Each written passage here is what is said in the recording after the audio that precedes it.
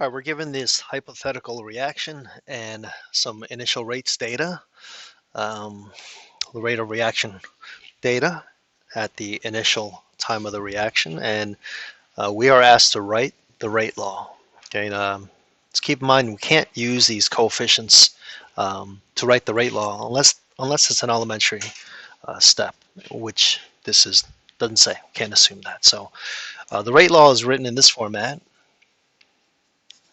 Rate is equal to the rate constant K times the concentration of, in this case, reactant W, raised to some, well, I was going to use X, Y, Z. Let's use A, B, and C. A, and then times the concentration of the other reactant, which is X, and let's just say that's to the order of B. We got to figure out what A, B, and C are, and then concentration of Y, which is these are the reactants, so we need to find the concentrations of those and see what orders they are. So these exponents are known as orders with respect to each reactant, and then we can add them up to get the overall order for the rate law. All right, so let's tackle this one reactant at a time. Let's do I'll do W here in red. All right, so the key here is what two trials can we compare where the concentration of W has changed or is different, and the concentrations of all the other reactants do not change. All right, well, let's compare trials 1 and 2. If we compare trials 1 and 2, you see that there is a change in the concentration of W, and the concentrations of all the other reactants are not changed. Therefore, we can say if there is a change in the rate of this reaction, we can say that it was because or due to the change in concentration of W. All right, that's what we're trying to do. All right, so the way I like to show my students is the change in W, I just put right down underneath here, is twice. So you can do small number and see how many times it goes into the bigger number, or you can just look at it and say 2 is twice as big as 1. All right, and how did that change the rate? Well, in this case, the rate didn't change at all, right? So it's still the same, 1. All right, 1 times 2.1 to times 10 to this number times 1 is going to give you the same number, and this is by 2, by the way. All right, so the rate changed by a factor of 1, which means it didn't change. All right, so 2 to what power will give you 1? All right, and that'll give us what that order is. All right, well, any number to the 0 power is going to give you 1. So A is equal to 0. All right, can I see if I can.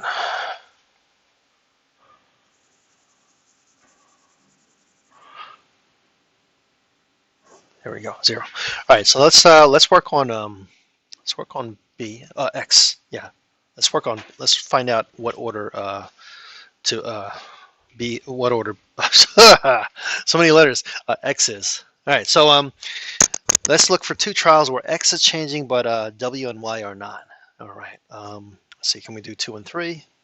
Nah, because we can't do 2 and 3 because W is also changing. So we wouldn't be able to say for certain what changed the rate. All right, so we're gonna pick what else? 1 and 3 looks like. All right, we're gonna compare trials 1 and 3. Then you see that the concentrations of W and Y are not changing. So we're gonna compare 1 and 3, and it changed by a factor of 3. All right, so I'm going to write down there, and the concentration, that's what the brackets mean. The molar concentration increased by a factor of 3, and what did that do to the rate? Right, between 1 and 3, it changed by a factor of 3 as well. All right, 2.1 times 3 is 6.3. Right, it's not 2.1. I just don't feel like saying that big. Anyway, it increased by a factor of 3. All right, so now 3 raised to 3 raised to what power? All right, we're looking for b now. We'll give you 3. Well, anything raised to the first power is itself. All right, so this is 1. All right, so b, the order of x is 1. First order with respect to x. All right, finally, what color? Let's go with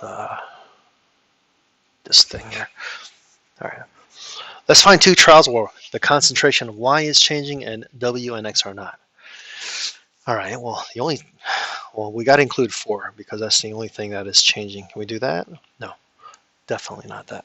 All right, looks like 1 and 4. All right, because x is not changing. Oh no, can't do that. Wait a minute. All right, 1 and 4 is not good. How about 2 and 4? All right, 2 and 4, y is changing. All right, x is not, and w is not. All right, so that's what we want. All right, 2 and 4. All right, so I'm gonna go.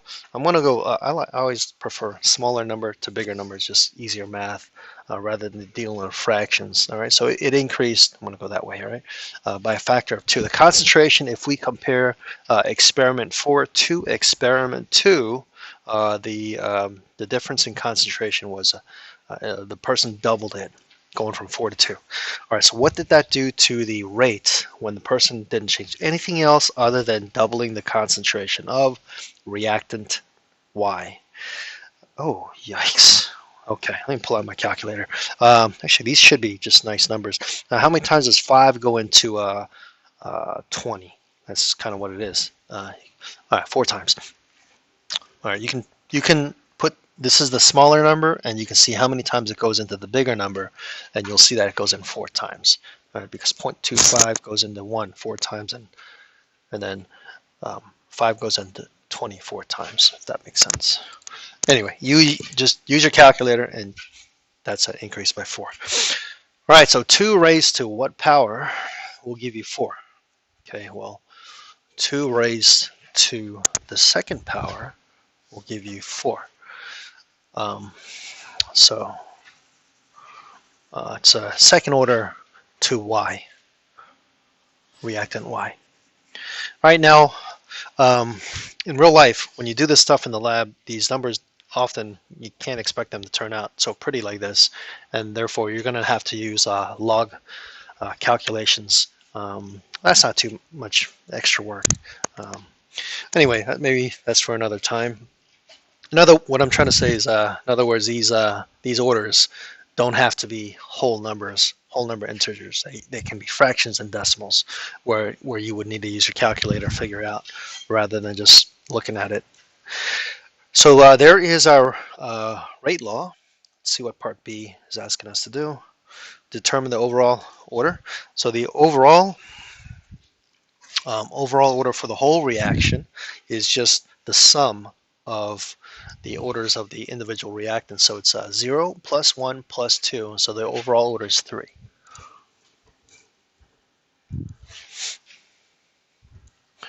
Right, 0 plus 1 plus 2, 3. It's a third order reaction. Calculate the value of K. Right, so to find out what K is, we have all the other information. So we'll just have to. It's all in this data table. We just got to pick any of the trials, and you'll get the same answer. All right, I would pick trial 1 because it has the most ones, which make calculating easier. But you can pick trial 2, 3, or 4, and you'll still get the same answer. All right, let me switch up the colors here. All right, we're going to solve for K using the data from trial 1. Again, you can use any trial here. All right, so just need this to go down just a little bit. Okay. What are the units for rate? Is well, it doesn't give us time. Does it say up here? Ooh, shame on this, whoever made this question. All right, so the rate, I'm going to just use the rate given. I'm just going to assume it's seconds. I have to do this last part of this video because, anyway, we're doing part C, calculate the value of the rate constant K. So here is we solved this earlier. Here's the rate law for the reaction. I'm going to rearrange this algebraically to solve for K. So that's going to be rate um, over concentration of W raised to 0. That's just going to be 1. So we're going to cancel that out in a minute. Um, so I just rearranged that algebraically. So because it's asking us to solve for K. All right. Now this here is just going to be 1, so I'm just going to get rid of that. Anything to the 0 power is 1. And I'm going to plug in the numbers from trial 1 because they're the easiest to work with. But if you use any of these trials, you're going to get the same. You're going to get the same answer. All right, so I'm going to use trial 1 because it has just the most ones, and we don't need a calculator for that. Although you can always use your calculator.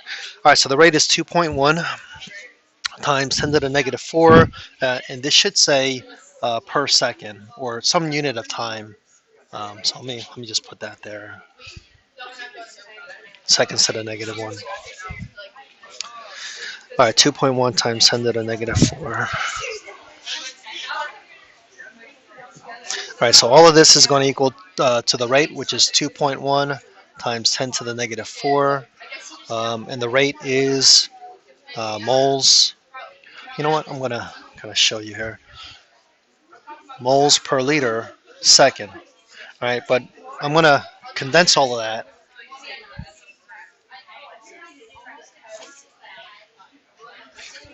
As moles per liter there, as molar, written as molar, and then second to the negative 1, because I don't want fractions within fractions. All right, so the concentration of X, reactant X is 0.001 moles per liter. Yep, 0.001. And then that's raised to the first power, and anything to the first power is just itself. And then the concentration of Y is also 0.001 molar or moles per liter, and that's squared. So let's cancel some units out here. You can see the moles per liter cancel out. And then if you calculate this, you're going to have to square that. So that's going to be 1, 2, 3, 4, 5, 6, 7, 8, 9. Okay, so it's just this number on the top and move the decimal over 9 times. So your answer is going to be 2.1 times 10 to the negative 4 plus 9, because we got to increase at 9, is going to be to the 5th, right? When you divide by 0.001, it's the same thing as multiplying by 1,000. Right, but again, feel free, just use your calculator to double check. And then the units we're left with is moles, molar on the bottom. I'm going to bring this up to the top.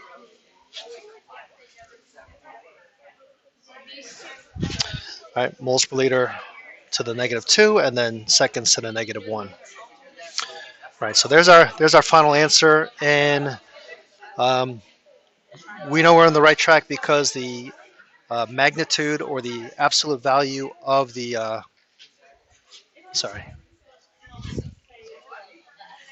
of the exponents of the unit on the K is going to match the overall order, which is the overall order for this reaction is third order overall. We determined that earlier. All right, so that's another way to check.